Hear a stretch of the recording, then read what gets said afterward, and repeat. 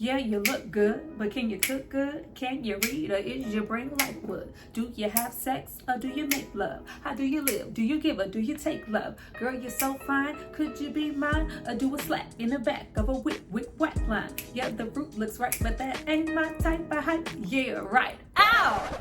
We're about to talk about House Party. We are about to talk about House Party. You know, as soon as you just mention House Party, it's just automatically, you just start pumping. Get ready to pump.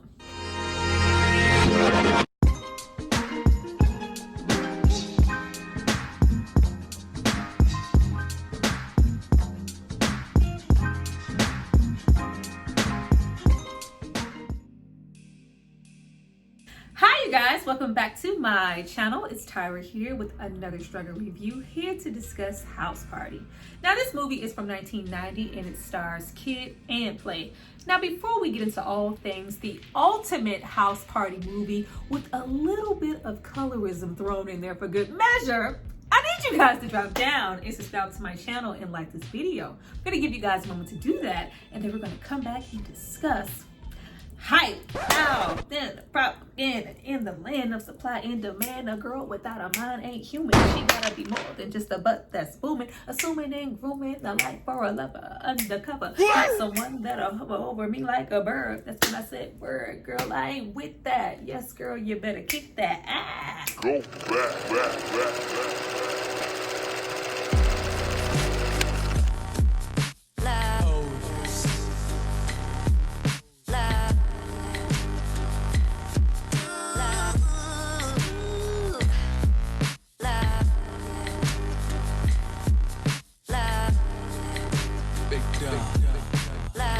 You guys have hopefully subscribed to see more of me. Let's get into this movie. But before we jump into the video, I have to give a shout out to the person who paid for and requested this film. So if you happen to buy some red cups, get a little Patron, a DJ, it's not because of me, it's because of this person right here. Thank you so much for supporting me and paying for this content.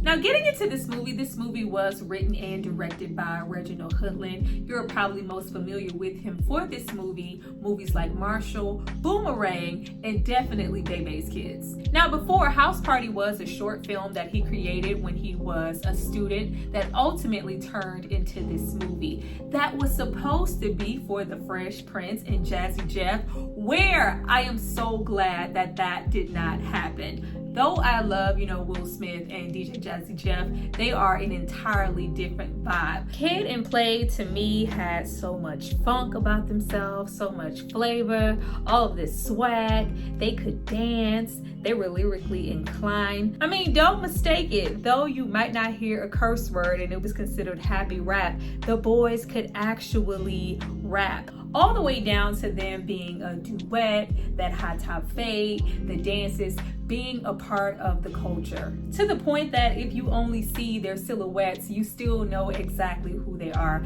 Now, of course, we know that their careers were ended and was short because they were completely dismissed when gangster rap was ushered in and they were considered to be uncool. Though they were ahead of their time and set a precedent for what people are now trying to do as far as marketing themselves outside of just being a rapper.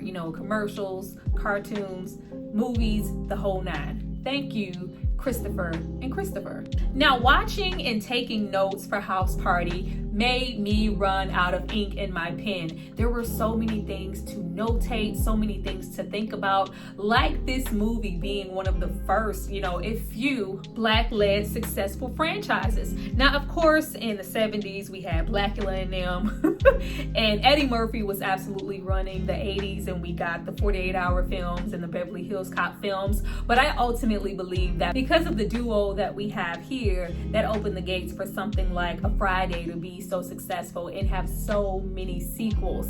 House Party literally has 6 or 7 sequels, even though we only acknowledge the first 3 movies. Drop down and tell me which one is your favorite. And most importantly, watching this film made me realize why we really love it so much. Of course, it's about the house party and the fun that we have watching this movie, but this movie is literally the only Black teen comedic film where nobody dies. I swear. With Black teen comedic films being just absolutely scarce, the majority of the films that we have, teenagers don't get to be just simply teenagers. Every single story is attached to some type of violence or some type of trauma. Our menace to societies, our Boys in the Hood, Kicks, Coolie High. I have literally talked about all of them on this channel. In every single one of those films, somebody is dying, something is happening, we are in the hood, and it is hard out here for a pimp. Like,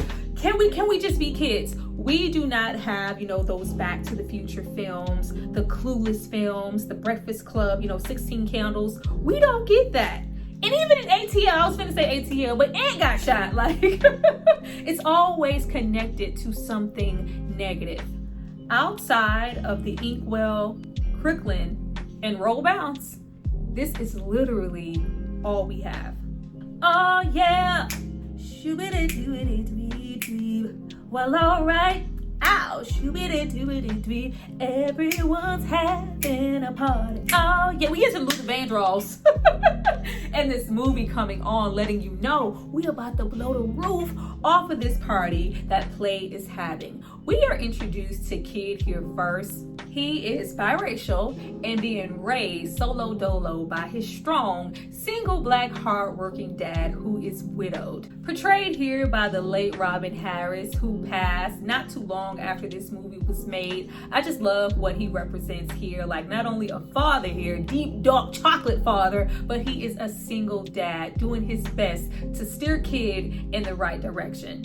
Now, with me being familiar with Robin Harris's stand-up, I feel like they ain't give homie no script, no lines, no direction. They just said, get on over here and do what you do and make it funny. A lot of his stand-up and his routine is injected into this movie. Just Robin, follow the drip, like way down in the jungle deep. A 6-foot head looked like the back of a toaster. Like, it's a whole lot of Baby Kids references here, and just a whole lot of Robin being Robin. No, it ain't Jeopardy. It ain't Monopoly either. And I ain't going to jail. Like, now, Kid, who is best friends with Play, wants nothing more than to attend this party, hang out with some females, and redeem himself and show the true MC that he really is. Now, Play is the suave, shallow, confident, flirty ladies man who only gives a damn about one thing. Girl, is you giving up them skins or not? Cause I ain't got time. And then we have Bilal, portrayed here by a really young Martin Lawrence. This is actually one of my favorite movie roles from him, along with Talking Dirty After Dark. Bilal is the DJ. He is coming, to mix. Bilal wants some ladies, but Bilal just happens to have the funkiest breath you would ever want to smell, and is strictly known as dragon breath. But that really does not matter tonight. This is the party of all parties, and Shireen and Sydney might even be there, and we gonna get into their asses. Kid's plan to go to this party is perfectly set in motion until he accidentally offends the oldest teenagers that you would ever want to see in your life in a high school by the name of Full Force.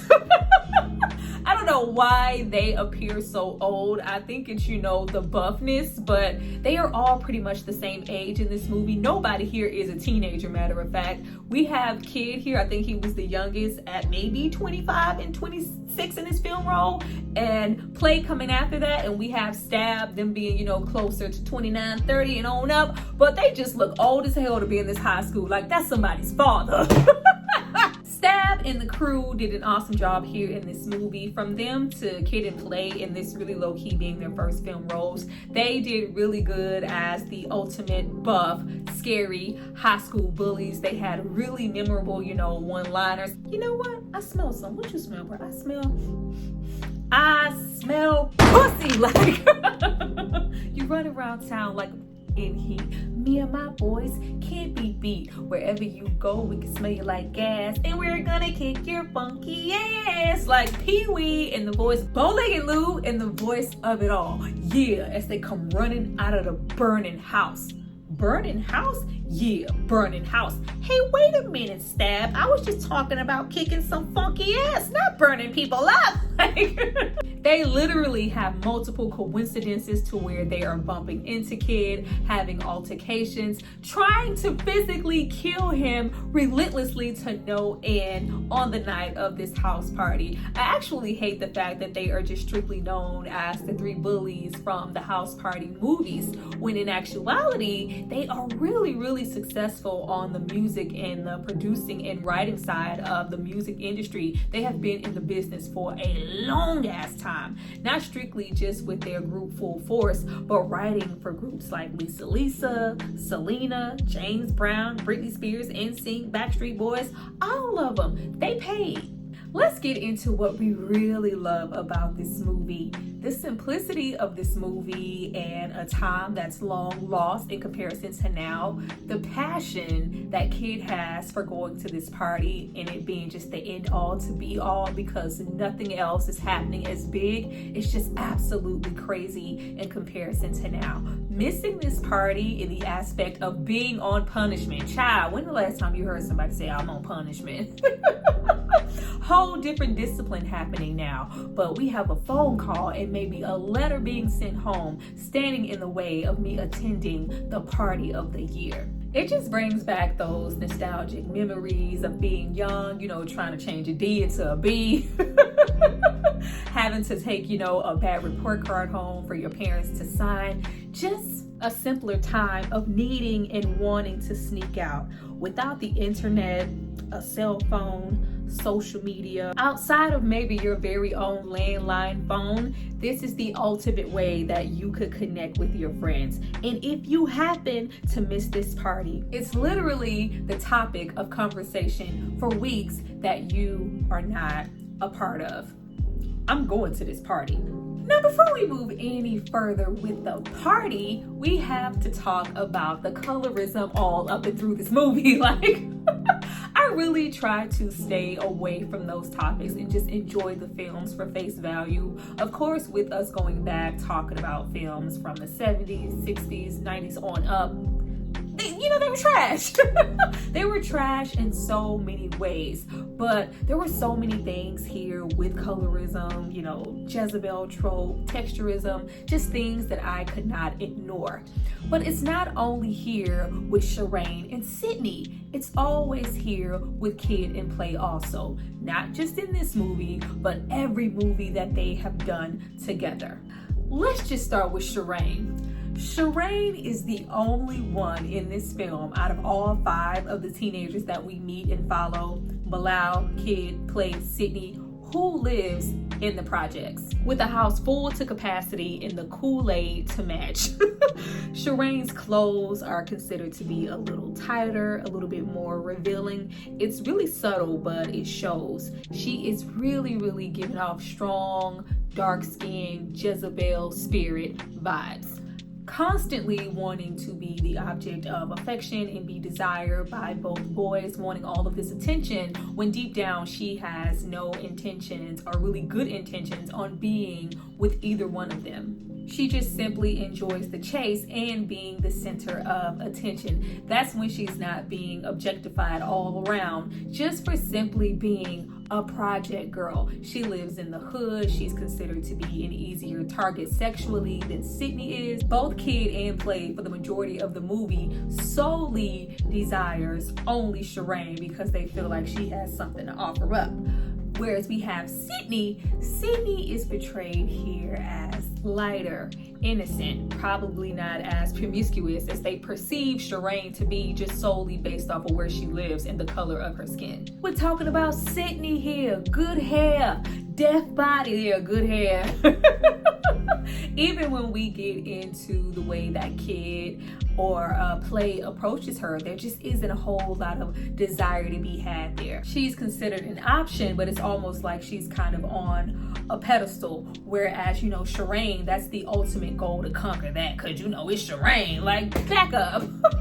Sydney is the wealthiest out of all 5 friends and lives in the better neighborhood. She often finds herself to be in competition with somebody like Shireen, who wants all the manses and all the attention for herself, whereas Shireen sees Sydney as, still dull, boring, safe, a little too innocent. Girl, if you want it, serve it up. I'm not giving it out, but I'm okay with making them think I am because I'm Sherane. Like, leaving Sydney on the sidelines in the movie majority of the time, questioning Sherane's, morals, her ethnics. Like, girl, what is up with your girl code? Like, how dare you? You even have her flat out call her a hoe in the movie.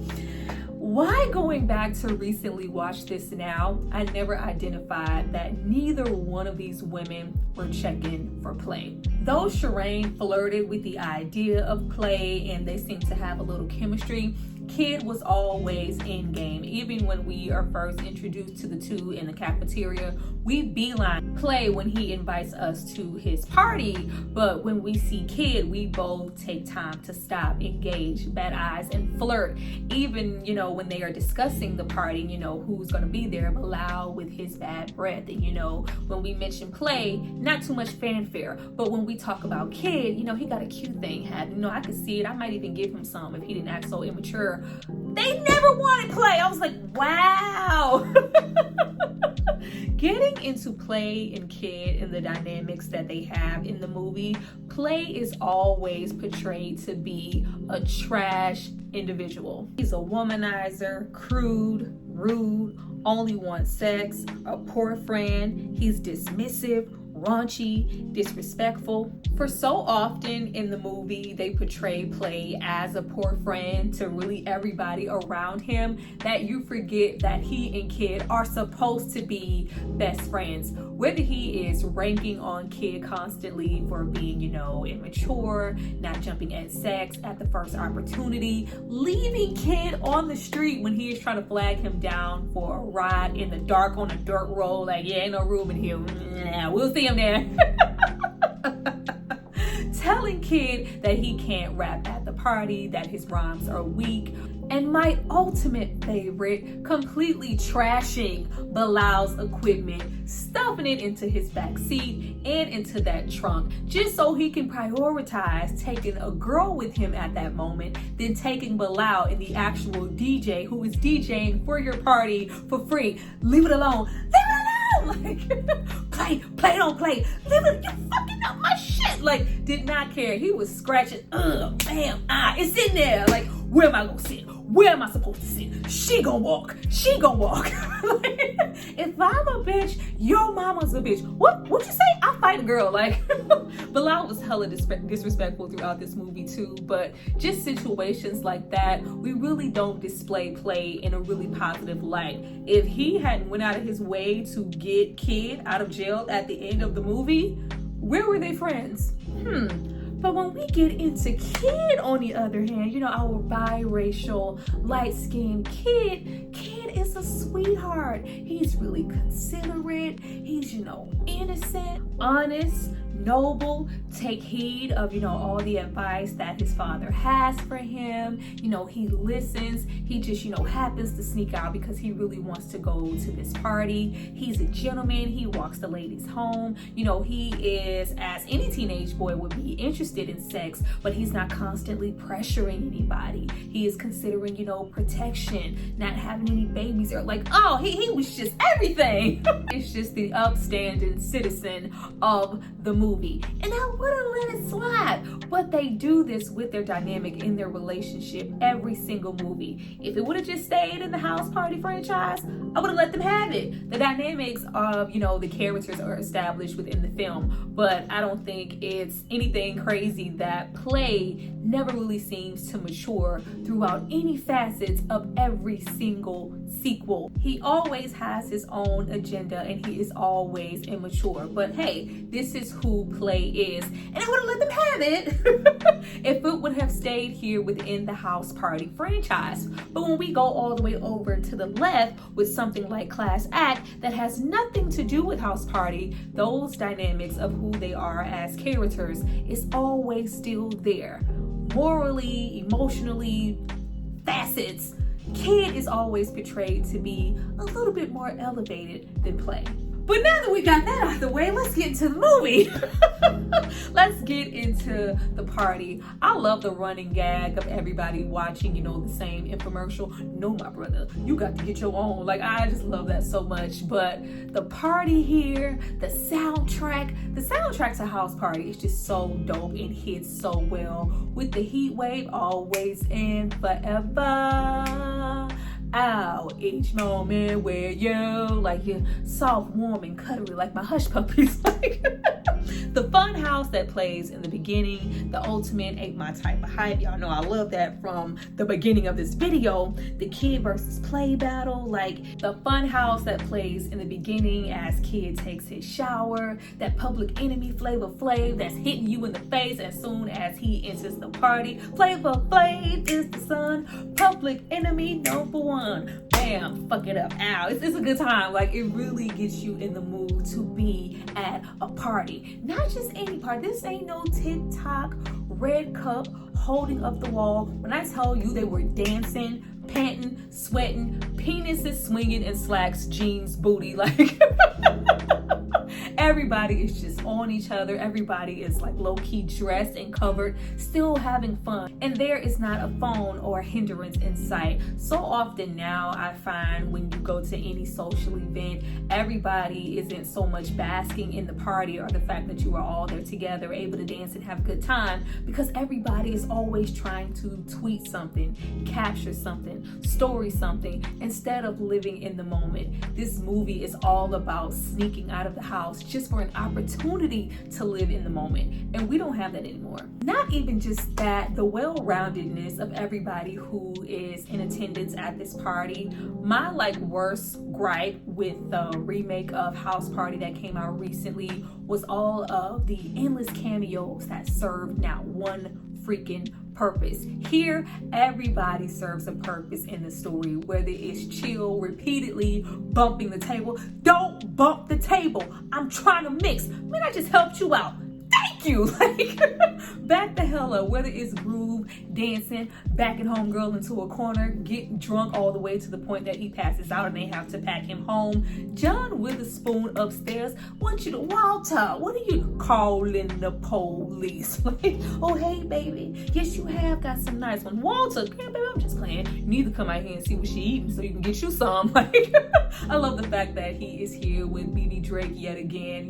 They are such a dynamic. I was like, I forgot that they were here in this movie, and we have them, of course, later in Boomerang, and we have them get together again, and Sweet Dick Willie in the Friday franchise. Damn chase that occurs before Kid even arrives at the party between him and the bullies is a whole freaking movie and adventure in itself. Remember in older movies when they used to have the montages, the chase scenes of them going through houses? Have some chicken, baby! Like, all of the raunchy sex that's being had with the random neighbor. Whose is it? Say my name. Yeah, he couldn't pull out fast enough to get the gun. Like, I'm still going, but I'm gonna shoot these peeping toms. Like, I ain't pulling out for nobody. Just that, and Kid just happening to run away and ending up at this upper echelon party where Sydney's parents are there, and George Clinton just happens to be the DJ. Yeah, I did it. My cries 2 tears in a bucket. Fuck it. Like, all of those things make this movie really, really well-rounded. Even when we get into I am somebody. We get into the officers here. We have 2 racist police officers running around harassing not only Kid, but the bullies, even Pops on the street, just simply because they can. And it's okay for the most part. It did, in my opinion, begin to wear a little thin because I felt like we saw them a little bit more than we needed to, and we could have been spending time with the characters that we really wanted to see instead of injecting them. I did really like the fact in this movie that we could bring up something like being racially profiled, being constantly harassed by police. It was informative and in a comical way. They are really out here profiling black men, trying to aggressively beat them or attack. Like, the fact that they were trying their hardest, like, y'all don't want to press charges for them intruding on this party and stepping on Sydney Dad's face. Like, can y'all press charges so we'll have a reason? They are only strictly looking for a reason. That still allowed these teenagers to be teenagers, and nobody got sacrificed in the end. We always here for that. Getting into one of the most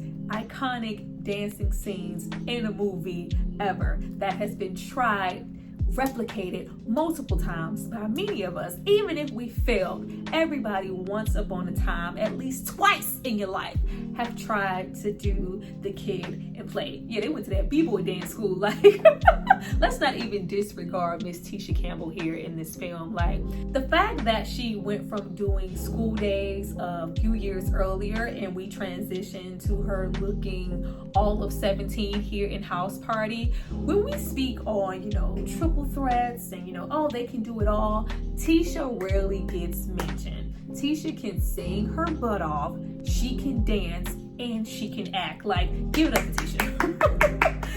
Push. You got to push. Give it up for Tisha. Give it up for Tisha. She is just so amazing to me. And this is, once again, one of my favorite roles from her. I feel like she is just so underrated. I even love seeing her and Martin in their element early on before they got to the Martin show. You trying to dance? But loud, there's a lot of girls in here not dancing. Do you know why? It's because they are homely. They need to go back. What you think they say about you? Wow, you heard something? Like, get your breath. Shireen, get your breath all the way up out of my face. But just the fact that everybody was just so hyped, the party, the dancing. First of all, Kid and Play effed it up. There was never any competition with Shireen and Sydney. Let's be real about that. But just, you know, how synchronized they are and just the enjoyment that they all got of just something as simple as a dance. Nobody was holding up the wall. Everybody was just so happy and involved. It just makes you want to go to a house party, any party. Let's just go dance. As I said, asses was jiggling, penises were slinging around in slacks, everybody was gyrating all on top of each other in their Sunday's best suit and ties and hard-soled shoes. It looked like a good time. All the ladies in the house say ow, ow, say ow, ow. Come on, I said homeboys, make some noise. I said homeboys, make some noise. Let me hear you say ho. Say ho, ho, ow, down the roof. We can't skip over the rap battle. You can never skip over the rap battle. I love the rap battle. It gets better and better every single time I listen to it. The fact that we have Kid trying to hold on to these lyrics the entire movie that he ends up not needing in the first place because we nice.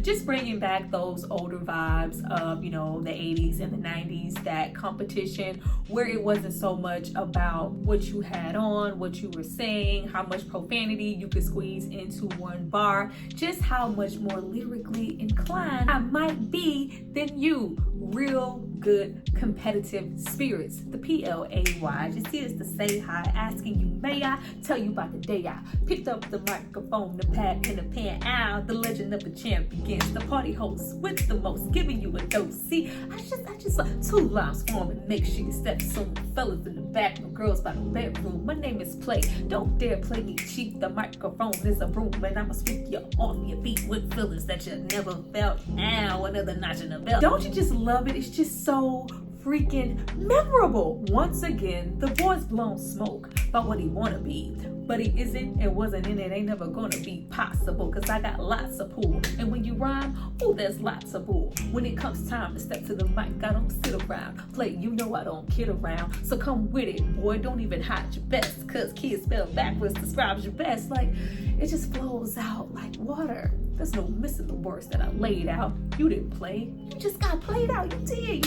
You thought you had me? You thought I had no bars?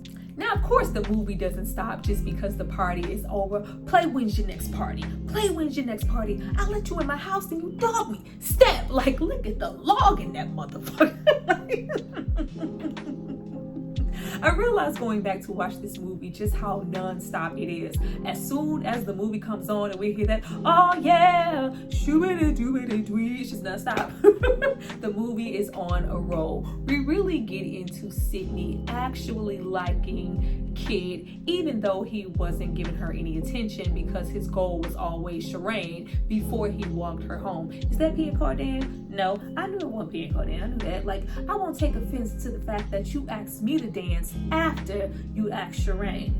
But you know, Play's parents just laid down new carpet and he don't want nobody up there. Like, Sydney was holding it down. She really had genuine interest for Kid. Unlike Shireen, who just wanted her block to be hot. If you think I'm dull, then take them. I ain't like you, ho. I heard that. Like, that ultimate walk home where he finally takes a moment to get to know Sydney. And even if you get into Shireen, get to know either one of these girls outside of just their physical. He realizes that they share genuine interests and he really likes things about her, which automatically turns into let's get it poppin'. You ain't said nothing but wear light skin, let's go upstairs. Which I absolutely love the conversation that they have upstairs before even engaging into sex. Of course, you have Sydney not really feeling okay with it. You know, did you kiss Shireen? But you wanted to though. You haven't checked for me low-key all night. But now that we have one conversation, you are really interested. I like you, but you need to make a choice. I love the dynamics of the conversation. I love the dynamics of Kid asking about birth control. We don't see that anymore in movies, like especially in teen dramas like Euphoria or something. You are never going to see anybody talk about protection or bring it out, talk about diet with anything, like just even the discussion of having children before, not even just before marriage, just before we're ready. I never know. Like, I'm not willing to take that chance. Child, Kid pulling out that condom that was older than Jerusalem. I guess it's been in here a little too long, but just making that decision of if it's not a safe sex situation, we really shouldn't engage in it, even though we really want to. Is it worth the risk? There will be other times. I just love their whole dynamic. Then out of nowhere, I'm just a guy who looks at things differently. The way things aren't always how they're meant to be. Here with the big men, here in the bullpen. I don't want my niece to take a full bit. Like, when did we end up in Rikers Island and Sing Sing? Kid, after yet another incident with Stab, is finally arrested, and we treat him being in that holding cell like he just went to Sing Sing. The movie instantly becomes get busy living or get busy dying. Like, overnight, we gonna tie that fade into a ponytail, and it is solely up to Play to get him out. I need you to get me out of jail right now. Don't drop the soap conversation. It instantly turned into an episode of Boondocks. But, you know, of course, I felt like this was a statement because we do have that underlining statement of police harassment and they're just looking for a reason. And with them finally having a reason to arrest you, now your whole butthole is in jeopardy. Like, you don't, none of this prison life, man. This is too much. Look but don't touch. I'm just trying to avoid the bum rush. Thought I was in here with murderers and stranglers. You guys are a bunch of rope wranglers. Even outside of that, I love the factor of Martin Bilal yelling outside, Shireen!